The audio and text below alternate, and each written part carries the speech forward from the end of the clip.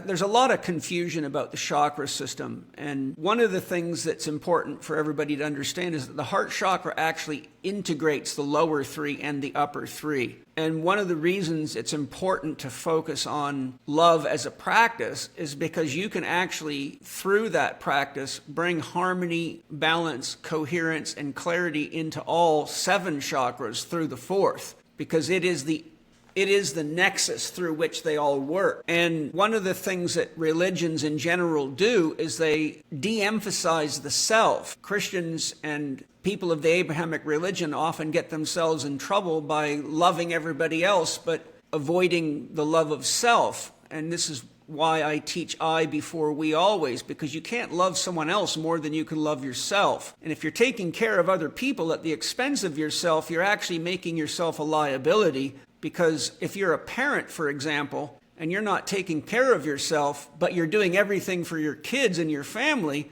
you're decreasing your agency every day to the point that you're actually going to end up becoming someone with an illness, a disease, or a problem that now makes you codependent upon them. So I think one of the things that we always have to be conscious of is how important it is to genuinely love and care for ourselves as the basis for having the energy, the agency, and the love to give others. Or we play a very dangerous religious game, and that is to give yourself away in service to others, which is really like trying to get brownie points so God won't burn you in hell. It's a very childish approach to spiritual evolution, and it leads to countless problems for which I could do 80 podcasts on.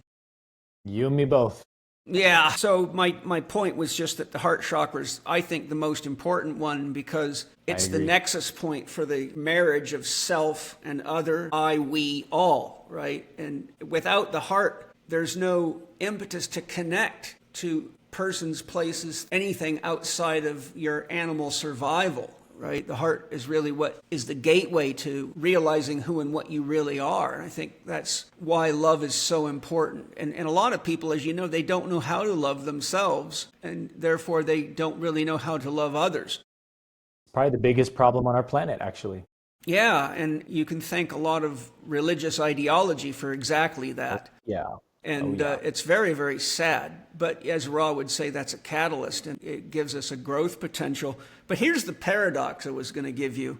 Do you know what the mass of a photon is? Yeah, I used to know the answer to this. I mean, I think it's nothing, right? It's 0.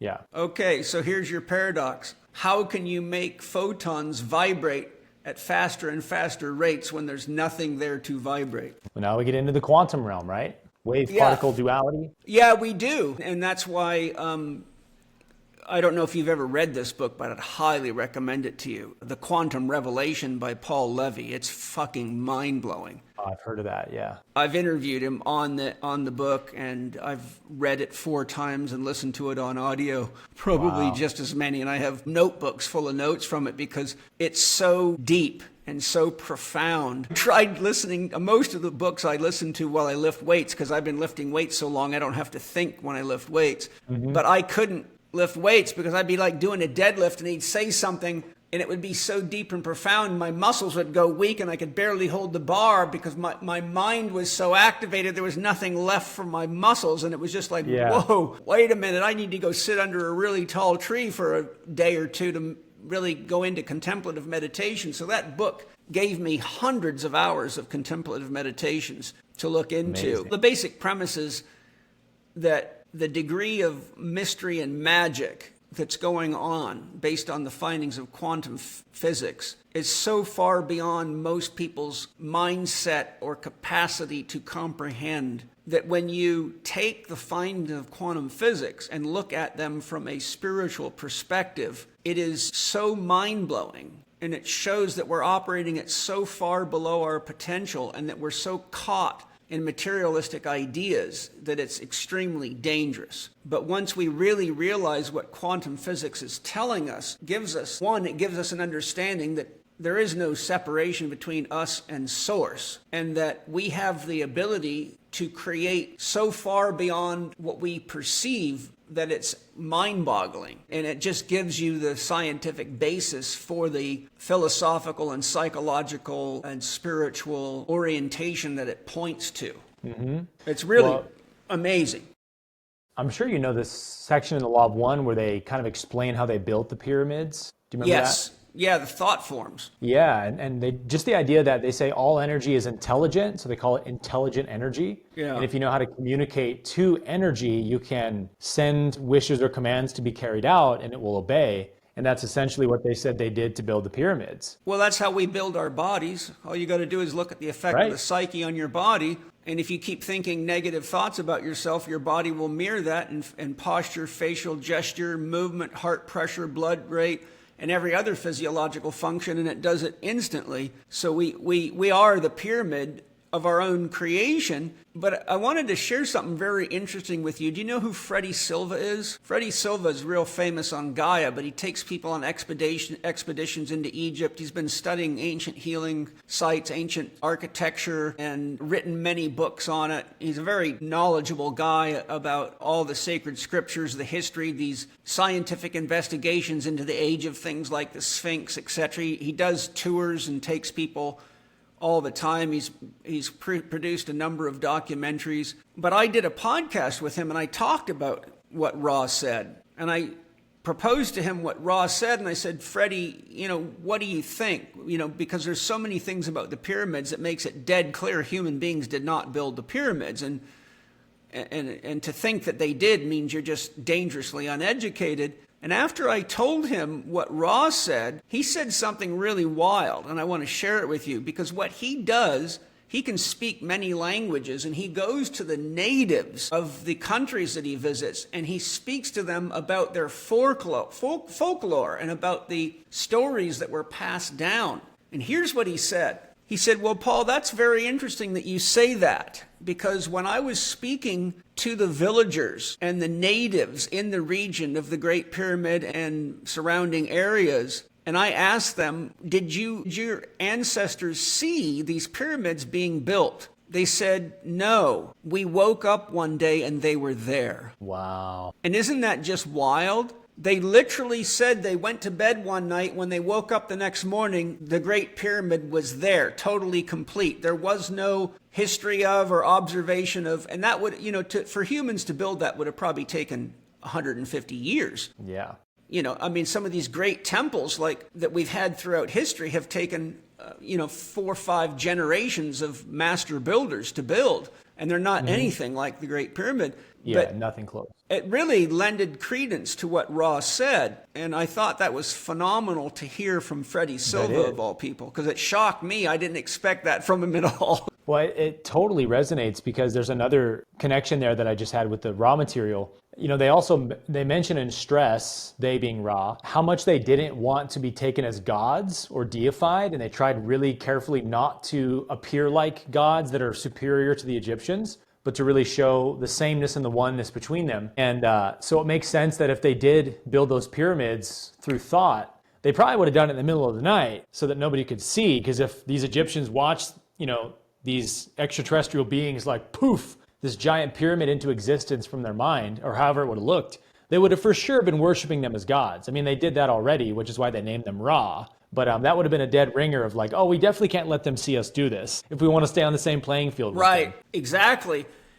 Now, back to the light thing. I posted the paradox for you because it is really a paradox, and it really does, if you understand that and you're not just using words because they're commonly traded, something interesting occurs. And what I did is, having studied quantum physics and quite a lot about light, I read Walter Russell's book. I think it's called The Secret of Light or The Mystery of Light. I've studied I love that book.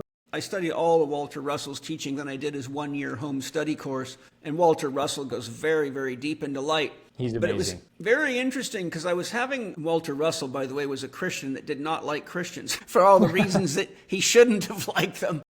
Sounds like we're cut from the same cloth. Yeah. It's sad, really. And even Steiner goes on at length about how Christianity had been taken over by Ahriman. But one person I spoke to, are you familiar with the electric universe theory? Yeah. Yeah, because I study that a lot, and I've interviewed Walt Thornhill twice. Unfortunately, he died a couple of years ago, which was sad. But he was the chief scientist for the electric universe. And in my conversation with him, we were talking about photons, but one of the things that the electric universe brings up that lends itself to the paradox, and I think this is worth discussing because it helps show you got to be careful about just locking onto shit and believing it.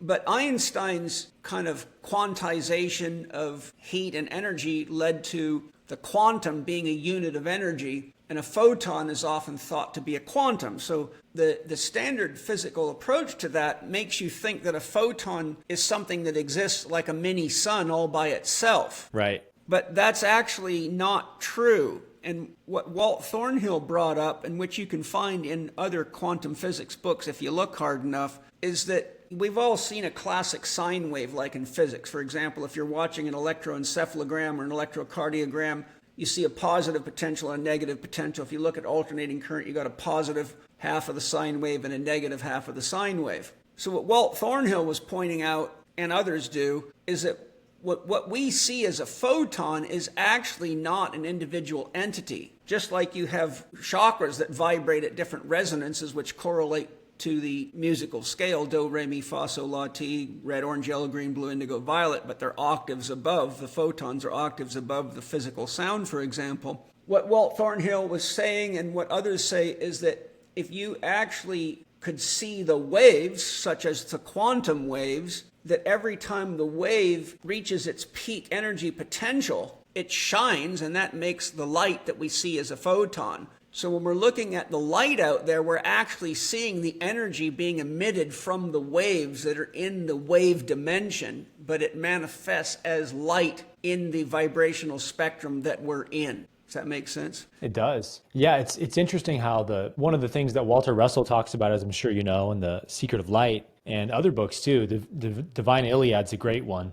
The idea of rhythmic balanced interchange, and that everything in the universe exists in a state of perfect balance. And this to me goes back to the law of one that not only is in the raw material, but in Jesus' teachings. It harkens back to the golden rule of do unto others. Yes. Because Russell would say, to whatever extent you attempt to violate divine law, the laws of the universe, the law must violate you in equal measure, because the universe can't be imbalanced. And I love that as such a clear picture of divine law. It's so simple. It really is the law of one. Do no harm, love others as you love yourself, and you can't violate the law. And if that's true, that everything has a perfect rhythmic balanced interchange of the polarities, like you said on the sine wave, positive, negative. Yeah.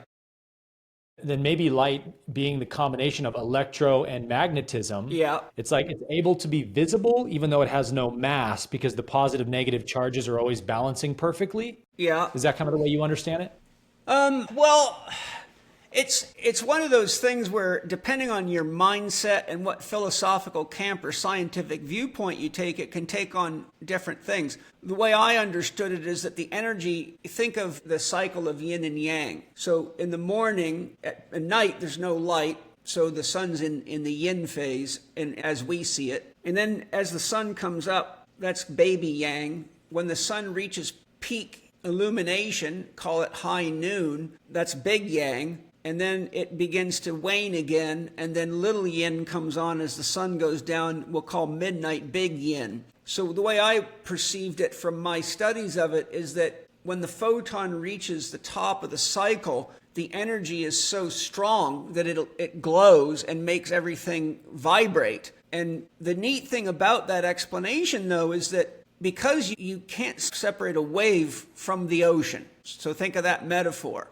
Think of the ocean as God consciousness, thinking of the waves as God dreaming, or the characters within the dream thinking, because Steiner says thoughts are spirit itself. Spirit is the flow of energy and information. So everything is the manifestations of spirit. Matter is simply spirit moving slowly enough that you can interact with it. So what's really for me, a deep realization is that if photons are actually the peaks of wave energies and waves are the flow of spirit, the way I demonstrate this to my students is I take out a sheet, like a bed sheet, and I lay it on the ground. And then I pull the sheet up, like they make little wiener dogs out of balloons sometimes. Like they tie them in, it's only one balloon, but they make a whole dog out of it, right? They just take the same balloon, give it legs, give it a body, give it a head, give it legs, but it's all one balloon. So I take the sheet and I pull it up and I make a little bundle of sheet and I say, okay, that's me. And then I make another bundle of sheet and I say, that's you. It looks like we're two different people having a conversation.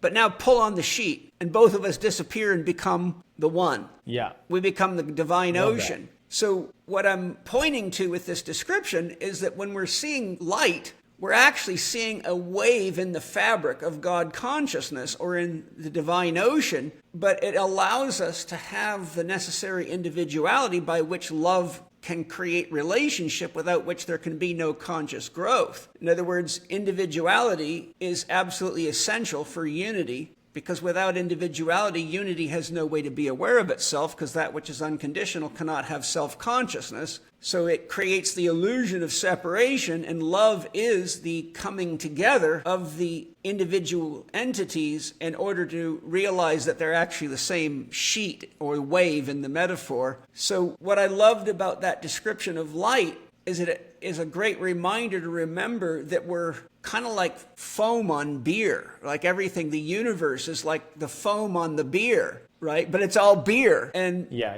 like I'm looking at you right now, you're in Austin, I'm in San Diego, and it looks like we're a long ways away. And let's call us both points of light. So technically, if I could grab the wave and pull on it, I would be pulling on you from me, and you're pulling on me from you. And when we come together, like Jesus said, whenever two or more get together in my name, I will be there. It's like he was saying, whenever two or more get together in love, there's a chance that they can realize the unity of themselves as one.